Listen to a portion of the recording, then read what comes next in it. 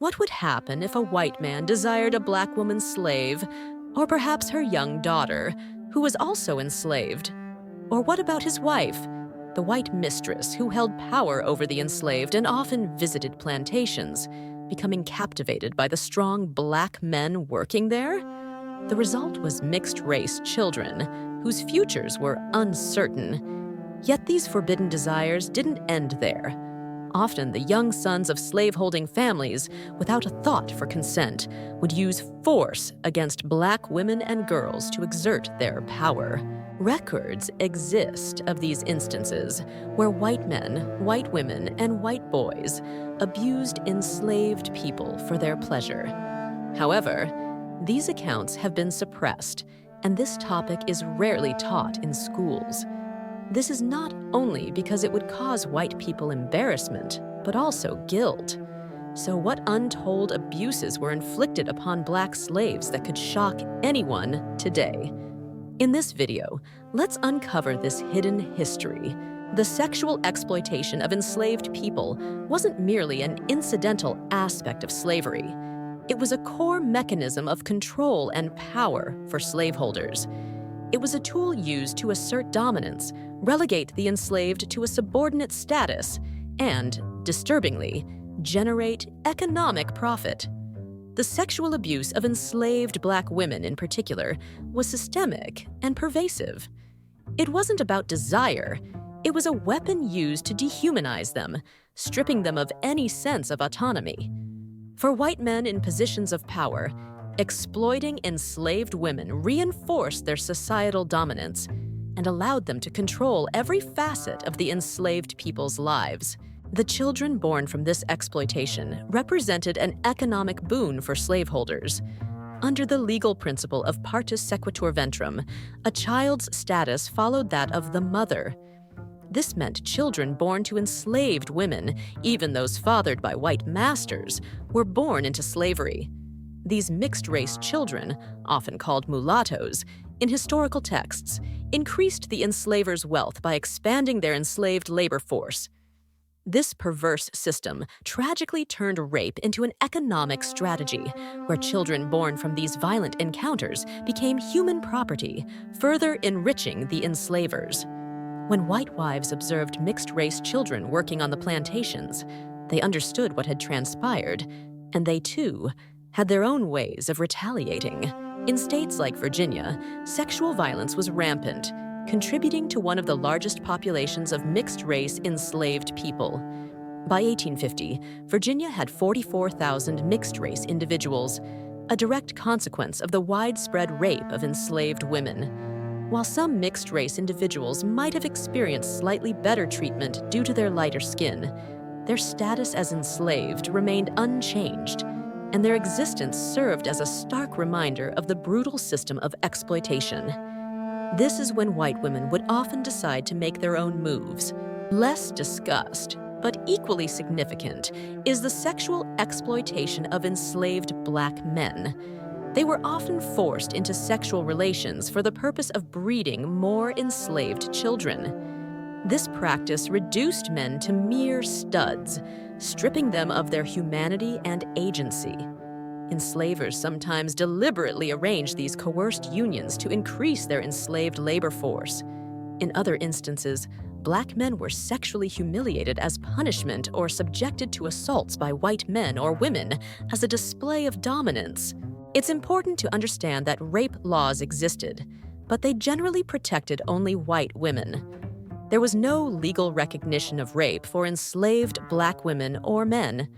For instance, in 1859, the Mississippi Supreme Court ruled that an enslaved black man couldn't be convicted of raping an enslaved black woman because the crime of rape applied only to assaults against white women.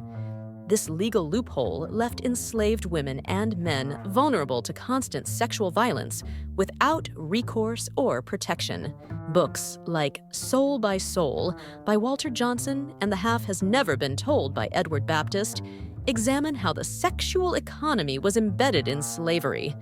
Baptist highlights how the cotton boom in the early 19th century fueled increased demand for both labor and reproduction, with many enslavers systematically forcing enslaved women to reproduce to maintain a steady labor supply. This practice, often termed slave breeding, became a means of maximizing economic gain while further dehumanizing the enslaved. In some cases, this exploitation was generational. An 1826 case involving two University of Virginia students who abused a 16-year-old enslaved black girl exemplifies this. After contracting a venereal disease from her, they stripped her naked and beat her. This incident demonstrates how enslaved women were treated as disposable, their bodies used and discarded at the whims of white men. Another incident occurred in 1787 in Maryland, where an enslaved black man was forced at gunpoint by two white men to sexually abuse a free black woman. The trauma of such events, compounded by the powerlessness to fight back, illustrates the extensive control enslavers wielded over the lives of both enslaved men and women. Resistance to sexual exploitation often resulted in severe punishment. Those who fought back faced whippings, separation from their families, or being sold to the lower South, where conditions were even more brutal. Separation from loved ones was a common tactic used by enslavers to break the spirit of those who resisted. A particularly devastating case in Missouri in 1855 involved a young enslaved woman named Celia, who was repeatedly raped by her white enslaver. After enduring years of abuse, Celia eventually killed him in self-defense. However, the courts refused to acknowledge her right to self-defense, concluding that enslaved black women had no legal right to resist the sexual advances of their owners. Celia was convicted of murder and hanged. This case highlights how the legal system denied enslaved women the most basic human rights. Even after slavery's abolition, the abuse of black people persisted. In May 1870, a horrific racial nightmare unfolded in North Carolina. A black woman was raped by 15 white men, and her husband was lynched by the same mob days later. In the same community, another black woman was brutally assaulted, raped by a mob of white men, and stabbed multiple times. Even after emancipation, the legal system continued to treat the sexual assault of black women differently from that of white women. The Georgia Code of 1861 established mandatory sentences for the rape of white women, but left the punishment for the rape of black women to the discretion of the courts. In October 1866, a Freedmen's Bureau agent issued arrest warrants for two white men accused of beating a black woman named Sylvie Sohn and killing her son. However, the local sheriff in Louisiana refused to arrest the men, illustrating the failure of law enforcement to protect black women. Similarly, in September 1866, Roa Ann Childs was targeted in her home by 8 white planters in Georgia. Initially seeking her husband, they kidnapped and sexually assaulted Mrs. Childs when they learned she was alone. According to her affidavit, one man held a gun to her head while another abused her. A former Confederate soldier then raped her, and the mob robbed her home and beat her daughter. Justice was never served. Faced with limited options, many enslaved women submitted to the sexual demands of their enslavers as a means of survival. Refusal often meant severe punishment or being sold away. Some women made peace with their situation, hoping to secure better treatment for themselves and their children. For example, Harriet Jacobs entered into a long-term relationship with a neighboring white man to avoid the advances of her enslaver, choosing the lesser of two evils in a system where she had no bodily autonomy. For many women, sexual submission offered a grim path to marginally improved living conditions, such as working as domestic servants instead of in the fields. While this might have afforded them slightly better treatment, it didn't erase the inherent exploitation and dehumanization.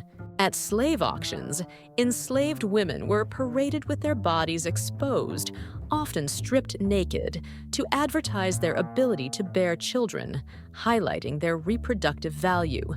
This practice further dehumanized them, reducing them to their potential as breeders. The reproductive capacity of enslaved women was often compared to livestock breeding. James H. Goggin of Brunswick County, Virginia, argued during an 1832 debate that enslavers had a right to the increase of their enslaved women, comparing it to a horse owner's right to the offspring of brood mares. This comparison reduced human beings to mere economic assets. Thomas Jefferson Randolph noted in the same debate that 8,500 enslaved people were exported annually from Virginia to the Deep South. This internal slave trade became a booming industry, further commodifying Black bodies as enslavers profited from the breeding of their enslaved workforce. Enslavers used various methods to encourage enslaved women to bear children, ranging from small incentives to outright coercion. Were you taught about this in school, college, or university?